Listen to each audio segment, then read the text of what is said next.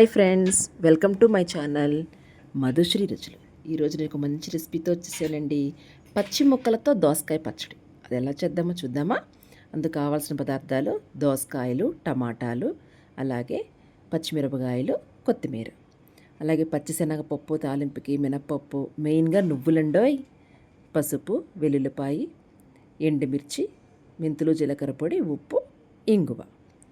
So మరి ఇప్పుడు ఎలా చేద్దామో చూసేద్దామా? మరి ముందుగా మనం దోసకాయని తీసుకొని పూర్తిగా నీట్గా చక్కగా పీల్ తీసేసుకుందాం. ఫస్ట్ ఇలా నీట్గా తీసేసుకున్న దోసకాయని ఇప్పుడు మనం ముక్కలు కట్ చేసుకుందాం. చూడండి, జనరల్గా అయితే చాలామంది దోసకాయ ముక్కలలో గింజలు తినవండి కొంచెం, ఎందుకంటే చేదుగా ఉంటుందేమోనని చెప్పి అందుకని దోసకాయలో గింజలు తీసేసాను నేను. మీకు వీలైనంత వరకు కూడా చాలా సన్నగా కట్ చేయండి, ఎందుకంటే పచ్చి ముక్కలు కదా, నోటికి తగులుతుంటే బాగుండాలి కాబట్టి. చూడండి, ఇంత సన్నగా, మీకు ఇంకా కుదిరితే ఇంకా సన్నగా కట్ చేసుకోవచ్చు మీరు. ఓకేనా? మరి ఇప్పుడు మనం ఏం చేద్దామో చూద్దాం. నెక్స్ట్ మనము టమాటాలని ముక్కలుగా కట్ చేసుకొని పక్కన పెట్టుకోండి. ఇప్పుడు వాటిని ఫ్రై చేసుకుందాము.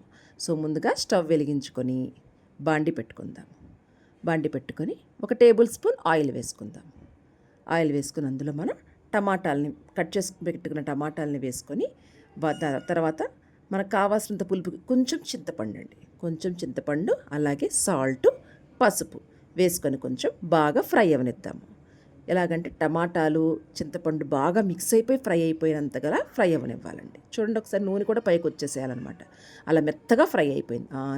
చూడండి ఎంత ఫ్రై అయిందో బాగా. ఇప్పుడు దీన్ని మనం ఒక బౌల్లోకి ట్రాన్స్ఫర్ చేసేసుకోండి.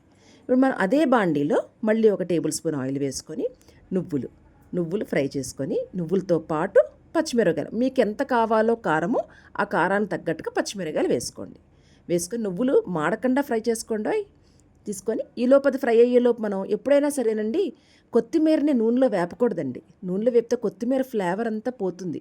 ఆ వేడిలో మగ్గిన మనం పక్కకి సర్వ్ చేసుకున్న దాంట్లో ఉంది కదా టమాటాల, దాంట్లో మాత్రం వేసేసుకోండి. ఓకేనా? పచ్చి కొత్తిమీర వేస్తేనే బాగుంటుంది.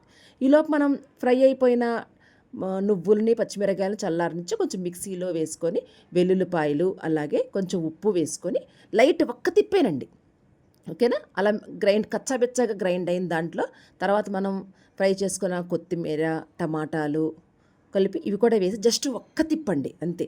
జస్ట్ తిప్పి అందులోనేనండి మనం కట్ చేసి పెట్టుకున్న దోసకాయ ముక్కల్లో ఒక హాఫ్ పార్ట్ మాత్రమే జస్ట్ వేసుకుని ఒక్క తిప్పండి. ఎందుకంటేనండి ఆ దోసకాయ ఫ్లేవర్ కూడా దానికి పట్టాలి. అలాగని మెత్తగా పేస్ట్ చేయకూడదండోయ్.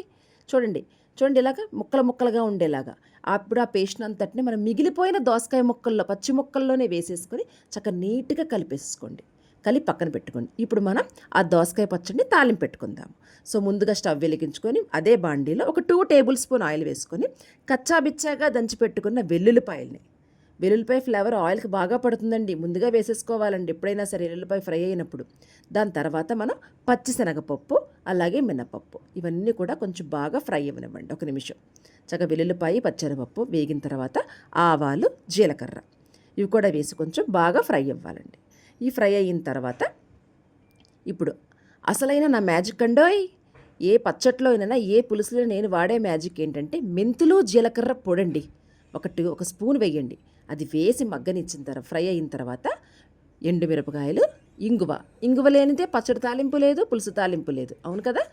ఇంగువ వేసుకొని అది కూడా కొంచెం ఫ్రై అవనిచ్చి లాస్ట్లో కొంచెం కలర్ ఉంటేనే ఏదైనా బాగుంటుంది కదా చూడటానికి కూడాను. అందుకని పసుపు, ఆయిల్లో వేసిన పసుపు మంచి కలర్ ఇస్తుందండి.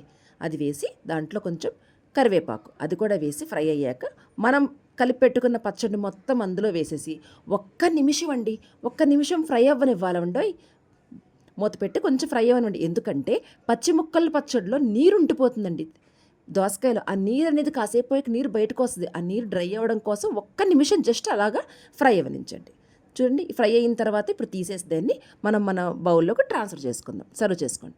ఇప్పుడు చూద్దాం ఫ్రెండ్స్, ఎంత టేస్ట్ ఉంటుందో. వేడివేడి అన్నంలో పచ్చడి వేసుకొని, పచ్చడిలో నెయ్యి వేసుకొని, ఆ పచ్చి ముక్కలతోటి పుల్లగా కారకారంగా పచ్చడి ఉంటుందండి ఫ్రెండ్స్. ఆ టేస్ట్ చేసి చూడాల్సిందే ఫ్రెండ్స్. ఓకేనా? మరి అందరికీ ఈ రెసిపీ నచ్చింది అనుకుంటున్నాను. Please like, share and subscribe my channel. Bye.